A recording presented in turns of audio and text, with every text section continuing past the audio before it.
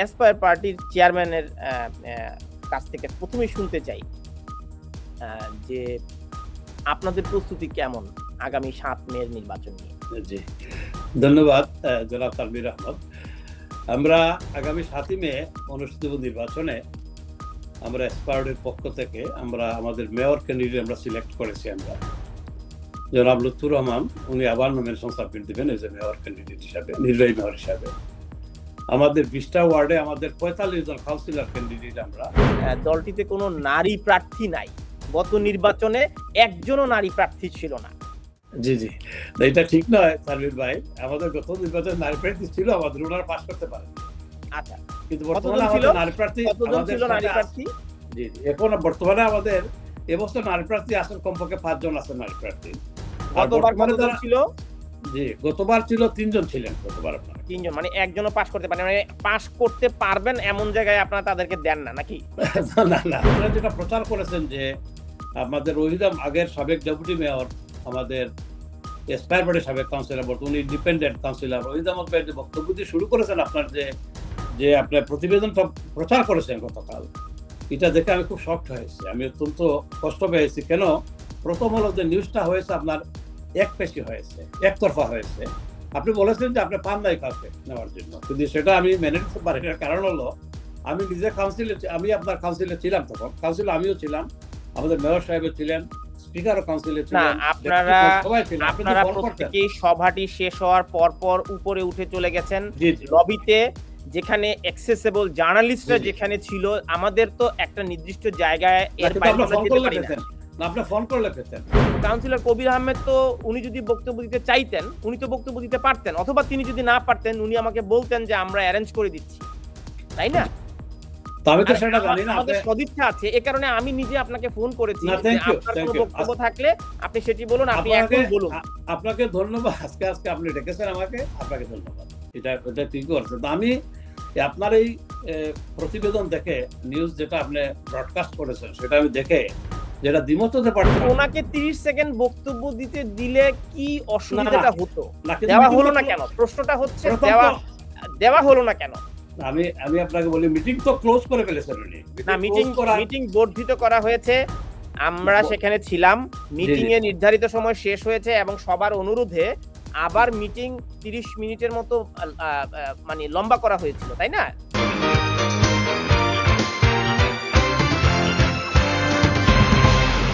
Tower Hamlets এর রাজনীতিটা অনেকটা বাংলাদেশের রাজনীতির মতো পরিচালিত হয়। সে কারণে আমরা প্রতিটি রাজনৈতিক দলের বক্তব্য শুনবার জন্য এই পিপলস কোয়েশ্চেনটি আমরা শুরু করেছি। তো আমি একটু ক্ষমা চেয়ে নিচ্ছি, কারণ হচ্ছে আমাদের অতিথি একটু বিচ্ছিন্ন হয়েছেন। যাই হোক, আমরা পেয়েছি। আজকের আমাদের আমন্ত্রিত অতিথি অ্যাসপায়ার পার্টির চেয়ারম্যান KM আবু তাহের চৌধুরী। জনাব আবু তাহের চৌধুরী, আপনাকে সালাম এবং শুভেচ্ছা আমাদেরকে সময় দেওয়ার জন্য। জি তানভীর ভাই, আপনাকেও সালাম এবং শুভেচ্ছা জানাচ্ছি, এবং আজকের ভিউয়ার্স যারা সবাইকে আমি অভিবাদন এবং ধন্যবাদ জানাচ্ছি। স্বাভাবিকভাবেই দর্শক আমাদের আগ্রহ থাকে ব্রিটিশ বাংলাদেশি কমিউনিটিতে কি ধরনের আলোচনা চলছে, এবং সামনে নির্বাচন নিয়ে রাজনৈতিক দলগুলোর প্রস্তুতি কি, এবং এর আগে রাজনৈতিক দলগুলো জনগণের কাছে যে ধরনের প্রত্যাশা দিয়ে আসলে সরকার গঠন করেছিল, অর্থাৎ ক্ষমতায় এসেছিলেন, তারা কি সেই প্রত্যাশাগুলো পূরণ করতে পেরেছেন কিনা, এবং সামনের নির্বাচনে তাদের আসলে জনগণের কাছে কি প্রতিশ্রুতি রয়েছে। তো সেই বিষয়গুলো আমরা একটু জানবো। যেহেতু অ্যাসপায়ার পার্টি টাওয়ার হ্যামলেটস কাউন্সিলে এখন ক্ষমতায়, সে কারণে আমরা অ্যাসপায়ার পার্টির চেয়ারম্যানের কাছ থেকে প্রথমেই শুনতে চাই যে আপনাদের প্রস্তুতি কেমন আগামী ৭ মের নির্বাচন নিয়ে। জি, ধন্যবাদ জনাব তানভীর আহমদ।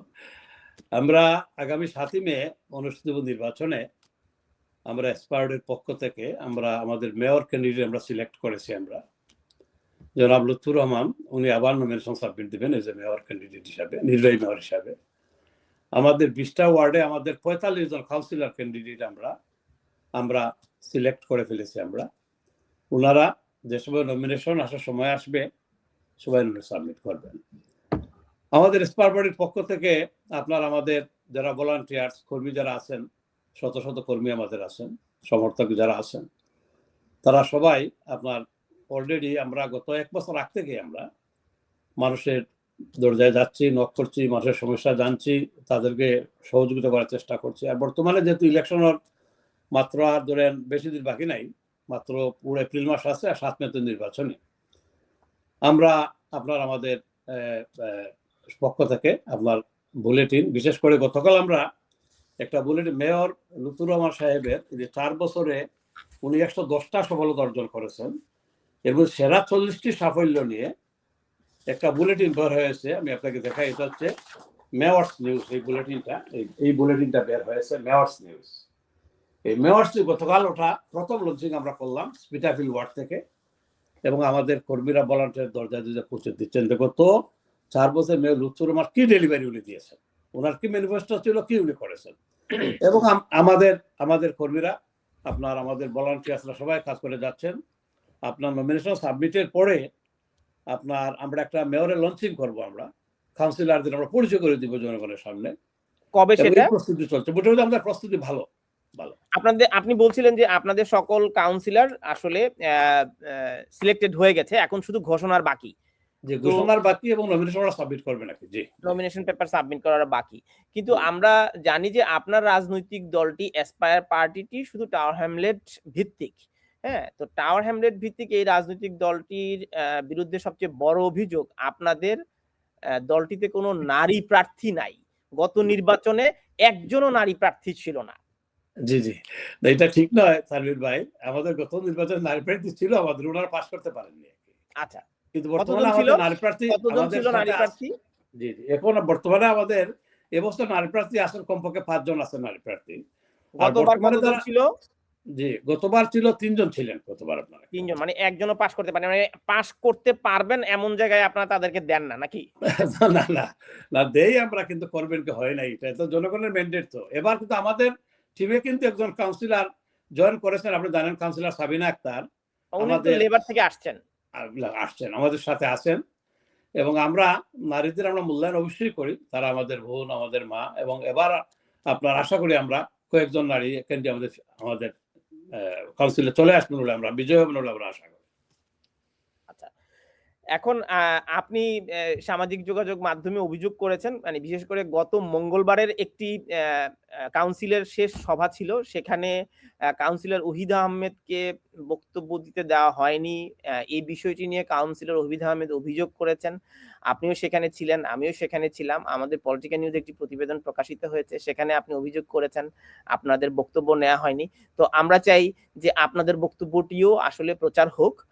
তাৎক্ষণিকভাবে আমরা সেখানে আপনাদের কাউকে পাইনি। আপনার কাউন্সিলর কবির আহমেদকে আমি অ্যাপ্রোচ করেছিলাম।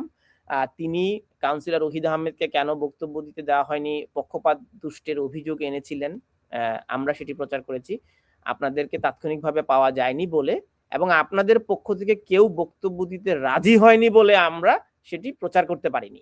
এবং আমরা সংবাদে বলেছি আপনারা কেউ তাৎক্ষণিকভাবে বক্তব্য দিতে রাজি হননি। এখন আপনি বলুন যে স্পিকারের বিরুদ্ধে পক্ষপাত দুষ্টের অভিযোগ এনেছেন, এবং কাউন্সিলর ওহিদ আহমেদ বলেছেন স্পিকারকে মেয়র লুৎফুর রহমান ইঙ্গিত করেছেন ওনাকে যাতে কথা বলতে দেওয়া না হয়। জি জি, তো আমি আসলে এই তানভীর ভাই আপনাকে বলি, আপনি ছিলেন গত একটা বুধবারে মিটিং ছিল, কাউন্সিল মিটিং। বুধবারে, হ্যাঁ বুধবারে ছিল ফুল কাউন্সিল মিটিং। আমি সাধারণত ফুল করে যেতে পারি না, আমি একজন দর্শক হিসাবে শারীরিক অসুবিধার কারণে। তো এবার যেহেতু লাস্ট কাউন্সিল মিটিং, এর জন্য আমি গিয়েছিলাম যে আপনার তাদের পারফরমেন্স দেখার জন্য, আপনার লুৎফুরের বক্তব্য শোনার জন্য, অন্যান্য কাউন্সিলরদের রিভিউ ডিবেট এটা এনজয় করার জন্য আমি গেছিলাম সেখানে দেখার জন্য আর কি। তা আমি মিটিং এর একদম শুরু থেকে আমি আপনার ওই দর্শক গ্যালারিতে ছিলাম, শেষ পর্যন্ত আমি ছিলাম। হয়তো আপনারা সাংবাদিক হিসাবে পিছনে ছিলেন, থাকতে পারেন, আমি সেটা দেখি নাই আমি। তো আমি যেটা দেখেছি আমি আপনাকে বলি, আপনারা যেটা প্রচার করেছেন যে আমাদের আগের সাবেক ডেপুটি মেয়র, আমাদের এসপায়ার পার্টির সাবেক কাউন্সিলর, বর্তমানে ইন্ডিপেন্ডেন্ট কাউন্সিলর ওহিদ আহমেদ ভাই যে বক্তব্য দিয়ে শুরু করেছেন, আপনার যে আপনার প্রতিবেদনটা প্রচার করেছেন গতকাল, এটা দেখে আমি খুব শকড হয়েছি, আমি অত্যন্ত কষ্ট পেয়েছি। কেন? প্রথম হলো যে নিউজটা হয়েছে আপনার একপেশি হয়েছে, একতরফা হয়েছে।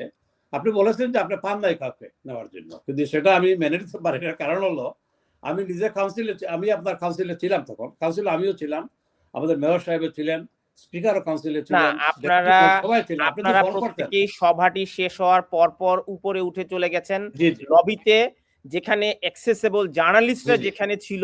আমাদের তো একটা নির্দিষ্ট জায়গায় না, এর কিন্তু বাইরে আপনার আমরা ফোন যেতে করলে পারি না। পেতেন।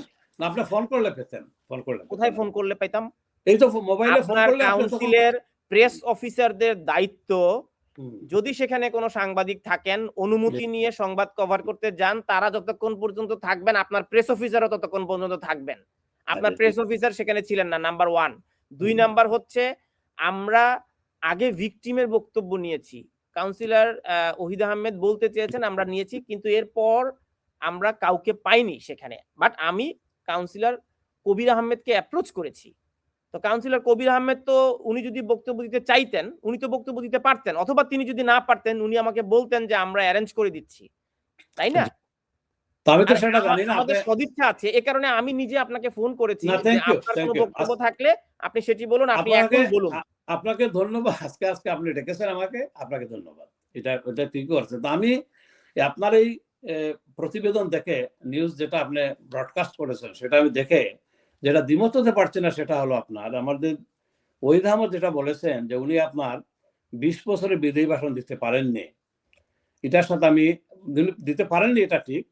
কিন্তু উনি বলেছেন ওনার কথার সাথে যে মেয়রের নির্দেশে কথা বলতে দেননি, উনি বলেছেন নাকি বলতে পারে। এটা ঠিক না এই কথাটা আর কি।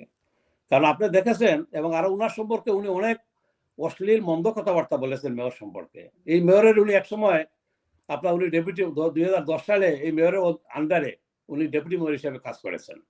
উনি এই মেয়রের আন্ডারে উনি লিড মেম্বার ছিলেন। এই যে আমার আবু তালহা যে ক্যাবিনেট মেম্বার, উনি এটা এই 2022 এর পরে উনি ছিলেন cabinet member for safer community. উনি ছিলেন, পরে উনি চলে গেছেন।